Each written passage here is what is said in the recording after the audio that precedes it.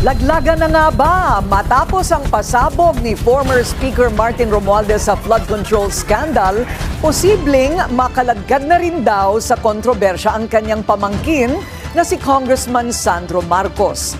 Pangit po ito. Bakit po pangit ito? Kung mapapansin ninyo, ito ay stress at depression.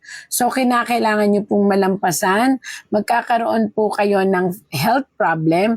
Ito po ay tungkol sa depression at ito rin po ay tungkol sa matinding kalungkutan. So, ingatan lang po ang inyong kalusugan, ingatan lang po ang inyong kaisipan. Dahil meron po, ito po, nakita nyo po ito, Sir Sandro, mayroon po kayong isang problemahin na kahit paikot-ikutin po ang sitwasyon, mabe-blame po kayo. Ito'y isang aligasyon or ito'y isang bintang or ito'y isang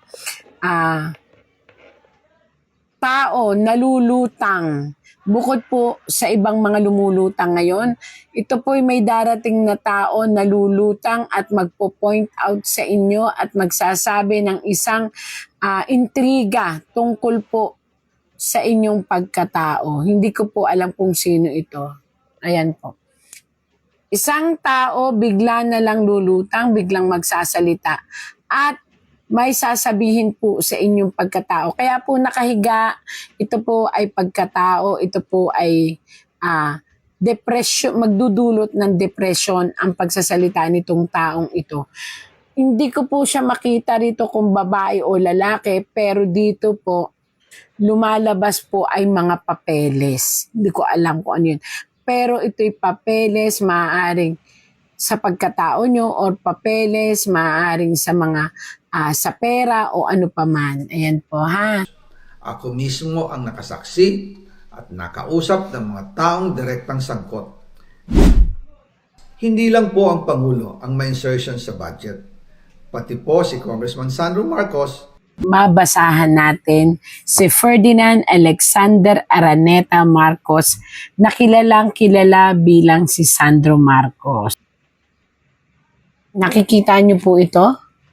Ito po ngayon ang ating si Sandro Marcos. Actually, dito makikita mo may pinagkakaabalahan siya. Hawak niya ngayon ang upuan niya, pero nakikita niyo po ito na marami siyang iniisip. Sobrang dami ng iniisip na mostly po ang iniisip na ito ay isang problema ng pinansyal. I don't know kung ano po ang iniisip niya dun sa pinansyal. Mamaya po may isa pang tarot. Nakikita nyo, nag-iisip siya talagang, actually, itong financial na to, supposedly, ito ngayon ay intriga. Financial na intriga. So, ibig sabihin nito, may kinasasangkutan siya tungkol dito sa intriga ng maraming salapi. At iyon, hawak niya ang isang stick at nag-iisip siya. Ito. Didikitan po natin. Actually, taga-interpret lang po ako ng tarot. Kung makikita niyo po dito, may dalawang tao. Pagkatapos yung dalawang taong yan ay nasa isang lugar kung saan may palasyo. Nakita niyo po ba ito? So dito ay pinaliliwanag na itong pinansyal na ito, itong maraming perang ito na nakikita ninyo na nasa isang puno, ibig sabihin po nito ay may kinalaman sa kanyang ina't ama. Alam naman natin di ba? Tamaan po ay wag magagalit. Ako po yung interpreter lang. Ang linaw po, palasyo, babae, lalaki. At ito ay kasaganaan. So, sino po ba ang nasa palasyo? Di po ba ang presidente at ang asawa ng presidente? Kung makikita niyo po, ito si Sandro, ibig sabihin, dawit po siya sa anumang aligasyon na ibinabato at ipinupukol sa kanyang ina't ama. Ayan po. Ayan. Ang linaw po, ayan na. Susundan po natin. Ayan. At maging sa anumang, kaya po nakahiga, ito po yung ibig sabihin, anumang kasalanan anumang problema, anumang mangyayari, madadawit at madadawit po siya. Ayan. Pangit po ito ha, kung ito po yung makararating sa kinauukulan kay Sir Sandro, ayan, kayo po ang unang nabunod dahil kayo naman po ang kinakausap. Tapos ito po ay ang kasalukuyan ninyo pong kalagayan. Pangit po ito. Bakit po pangit ito? Kung mapapansin ninyo, ito ay stress at depression. So, kinakailangan nyo pong malampasan. Magkakaroon po kayo ng health problem. Ito po ay tungkol sa depression at ito rin po ay tungkol sa matinding kalungkutan. So, ingatan lang po ang inyong kalusugan, ingatan lang po ang inyong kaisipan. Dahil meron po, ito po, nakita nyo po ito, Sir Sandro, meron po kayong isang problemahin na kahit paikot-ikutin po ang sitwasyon, mabe-blame po kayo. Ito'y isang aligasyon or ito'y isang bintang or ito'y isang